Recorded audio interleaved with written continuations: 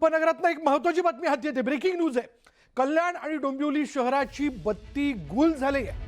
अतिउच्च दाब वाहिनी ट्रिप झाल्यानं वीज नाहीये, वीज पुरवठा खंडित झालाय आणि कल्याण डोंबिवलीचा विद्युत पुरवठा खंडित झाल्यामुळे एकूणच गोंधळ उडालाय. महापारेषणांकडून युद्ध पातळीवरती काम सुरू आहे. वीज पुरवठा लवकरात लवकर सुरळीत होईल अशी माहिती महापारेषणांकडून देण्यात आल्याचं कळतंय. पण आता कल्याण आणि डोंबिवली या दोन्ही ठिकाणची बत्ती गुल झालेली आहे. त्यामुळे उपनगर अंधारात आहे असंच म्हणावं लागेल. उपनगरातला कल्याण डोंबिवली हा भाग आता अंधारात असल्याचं कळतंय. त्याचीच ही दृश्य आपण पाहतोय. महापारेषणांकडून युद्ध पातळीवरती जो बिघाड झालाय तो दूर करण्यासाठी दुरुस्ती केली जाते. अधिक माहिती आपण जाणून घेणार आहोत. आमचे प्रतिनिधी अजित मांढरे आता क्षणाला आपल्या बरोबर आहेत. अजित, नेमका काय बिघाड झाला की कल्याण डोंबिवली आता अंधारात आहे?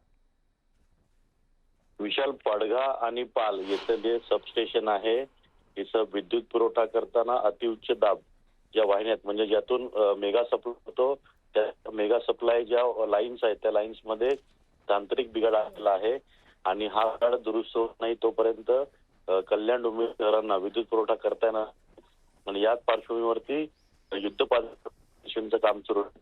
मात्र संध्याकाळची वेळ आहे, साधारणपणे 1 तास झाला ही लाईट गेलेली आहे. डोंबिवली स्टेशन परिसरामध्ये आणि कल्याण स्टेशन परिसरामध्ये लाईट गेल्यामुळे मोठ्या प्रमाणामध्ये गर्दी पाहायला मिळते. त्याचबरोबरीनं बाजारपेठा ज्या आहेत इथं देखील लाईट गेल्यामुळे अनेक ठिकाणी गर्दी जी आहे ती पाहायला मिळते. पण गोंधळलेल्या अवस्थेत लोक घरी घरी जात आहेत.